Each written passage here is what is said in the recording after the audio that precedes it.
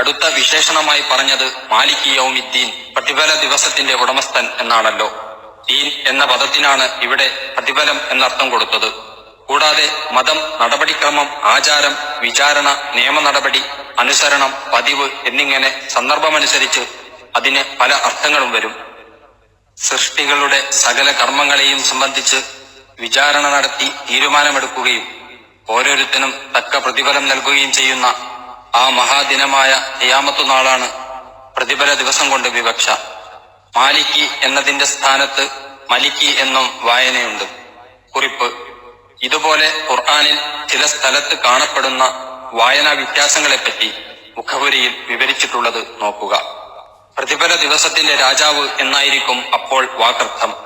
രണ്ടായാലും ആ ദിവസത്തിലെ സർവാധിപതിയും ഏകാധിപതിയും അള്ളാഹു മാത്രമായിരിക്കുമെന്ന് താൽപര്യം. പ്രതിഫലത്തിന്റെ ദിവസം എന്നാൽ എന്താണ് എന്ന് നിനക്കറിയാമോ എന്ന് ചോദിച്ചുകൊണ്ട് സൂറത്തുൽ ഇൻഫിത്താറിൽ അള്ളാഹു പറയുന്നു: യൗമ ലാ തംലികു നഫ്സുൻ ലിനഫ്സിൻ ശൈഅ വൽ അംറു യൗമഇദിൻ ലില്ലാഹ്. സാരം: ഒരാൾക്കും തന്നെ മറ്റൊരാൾക്കും വേണ്ടി യാതൊന്നും ചെയ്യാൻ കഴിയാത്ത ദിവസം. അന്ന് കാര്യം അഥവാ അധികാരം അള്ളാഹുവിനായിരിക്കും. സൂറത്തുൽ ഇൻഫിത്താർ 19. കേവലം 3 ചെറുവാക്യങ്ങളിലായി എടുത്തു കാണിച്ച ഈ 4 വിശേഷണങ്ങളിൽ ഓരോന്നും ദ്യോതിപ്പിക്കുന്ന അർത്ഥസാരങ്ങളുടെ അഗാധതയും വൈപുല്യവും മനസ്സിരുത്തുന്ന പക്ഷം എല്ലാ സ്തുതികീർത്തനങ്ങൾക്കും യഥാർത്ഥത്തിൽ അർഹനായുള്ളവൻ അള്ളാഹുവല്ലാതെ മറ്റാരുമില്ലെന്ന് തികച്ചും ബോധ്യപ്പെടുന്നതാണ്. അള്ളാഹുവിന്റെ ഈ 4 ഉത്കൃഷ്ട ഗുണങ്ങളെയും ഓർമ്മിച്ചുകൊണ്ട് ഒരു അടിയാൻ അവന് സ്തുതികീർത്തനം ചെയ്യുമ്പോൾ തന്റെ മുമ്പിലും തന്റെ സമീപത്തും അള്ളാഹു സ്ഥിതി ചെയ്യുന്നുണ്ടെന്നുള്ള ഒരു പ്രതീതി ആ അടിയാന്റെ മനസ്സിൽ പ്രകടമാകുന്നതാണ്. അങ്ങനെ അള്ളാഹുവിനെ അഭിമുഖീകരിച്ചുകൊണ്ട് അവൻ പറയുകയാണ്: ഇയ്യാക നഅ്ബുദു വ ഇയ്യാക നസ്തഈൻ.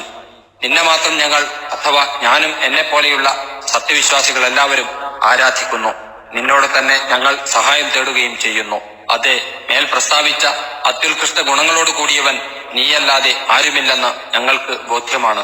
അതുകൊണ്ട് ഞങ്ങളുടെ ആരാധനകളും സഹായാർത്ഥനകളും നിന്റെ മുമ്പിൽ മാത്രമേ ഞങ്ങൾ അർപ്പിക്കുകയുള്ളൂവെന്ന് ഞങ്ങളിതാ ഉറപ്പിച്ചു പറയുന്നു എന്ന് താൽപര്യം.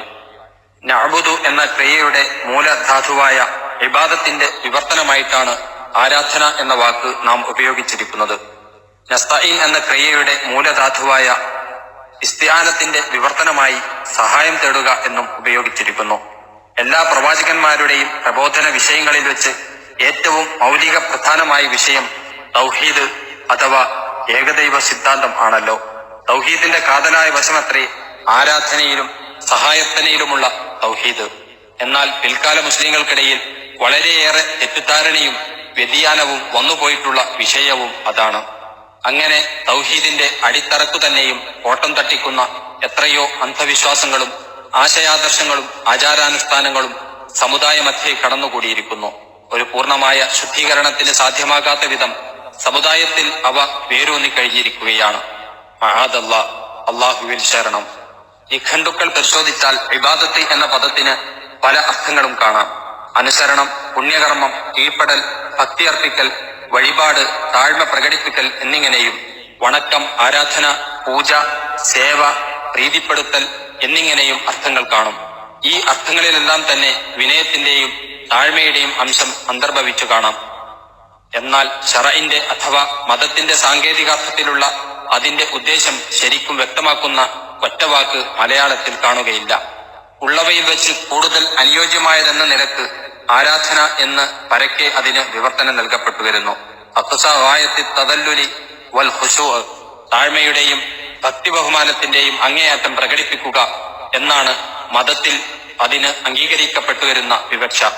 ഖുർആൻ വ്യാഖ്യാതാക്കളും ഇസ്ലാമിലെ പണ്ഡിത ശ്രേഷ്ഠന്മാരും വാക്കുകളിൽ അല്പസ്വല്പ വ്യത്യാസങ്ങൾ കണ്ടേക്കാമെങ്കിലും മുൻകാലം മുതൽക്കേ ഇബാദത്തിന് നൽകി വരുന്ന നിർവചനം അതാണ്. ഭാഷാപരമായും മതപരവുമായുള്ള അതിന്റെ അർത്ഥങ്ങളെപ്പറ്റി ഇമാം ഇബ്നു കസീർ റഹ്മത്തുള്ളാഹി അലൈഹി അദ്ദേഹത്തിന്റെ പ്രസിദ്ധ തഫ്സീർ ഗ്രന്ഥത്തിൽ ഇങ്ങനെ പറഞ്ഞിരിക്കുന്നു: والعبادة في اللغة من الذلة يقال طريق معبد وبعير معبد أي مذلل. وفي الشرع عبارة عما يجمع كمال المحبة والخضوع والخوف. ഭാഷയിൽ ഇബാദത്ത് എന്നാൽ നിന്ദ്യതയിൽ അഥവാ താഴ്മയിൽ നിന്നുണ്ടാകുന്നതാണ്. മുഅബ്ബദായ വഴി എന്നും മുഅബ്ബദായ ഒട്ടകം എന്നും പറയപ്പെടാറുണ്ട്. അതായത് മുദല്ലലായ അഥവാ അധികമായി ഉപയോഗിച്ച് ഒതുക്കവും പാകതയും വരുത്തപ്പെട്ടത് എന്നർത്ഥം. ശറയിലാകട്ടെ സ്നേഹത്തിന്റെയും ഭക്തിയുടെയും ഭയത്തിന്റെയും പൂർണ്ണതയെ ഒരുമിച്ച് കൂട്ടുന്ന അഥവാ ഒത്തിണക്കുന്ന കാര്യത്തിന് പറയപ്പെടുന്ന വാക്കാണത്. താഴ്മയിൽ നിന്നും വിനയത്തിൽ നിന്നും മാത്രമല്ല, സ്നേഹത്തിൽ നിന്നും ഭയപ്പാടിൽ നിന്നും കൂടിയാണ് ഇബാദത്ത് രൂപം കൊള്ളുന്നതെന്നത്രേ ഇബ്നു കസീർ റഹ്മത്തുള്ളാഹി അലൈഹി ചൂണ്ടിക്കാട്ടുന്നത്. അപ്പോഴേ താഴ്മയും ഭക്തിബഹുമാനവും അങ്ങേ അറ്റത്തേതാകുകയുള്ളൂ എന്നാണ് അതിന്റെ സൂചന.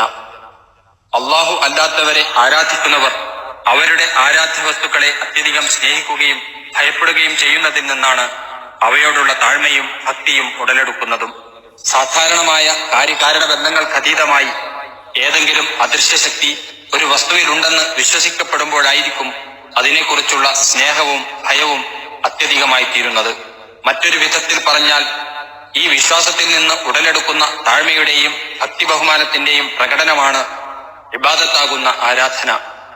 സയ്യിദ് റഷീദുർ റിള മുതലായവർ ചൂണ്ടിക്കാട്ടിയതുപോലെ സ്നേഹം കൊണ്ടോ പ്രേമം കൊണ്ടോ ഒരാൾ മറ്റൊരാൾക്ക് ചെയ്യുന്ന താഴ്മയും അധികാരശക്തിയോ അക്രമമോ ഭയന്നോ വല്ല കാര്യലാഭവും പ്രതീക്ഷിച്ചോ ഒരാൾ മറ്റൊരാൾക്ക് ചെയ്യുന്ന താഴ്മയും അതെത്ര വമ്പിച്ചതായാലും അതിനൊന്നും ഇബാദത്ത് എന്ന് പറയപ്പെടാറില്ല.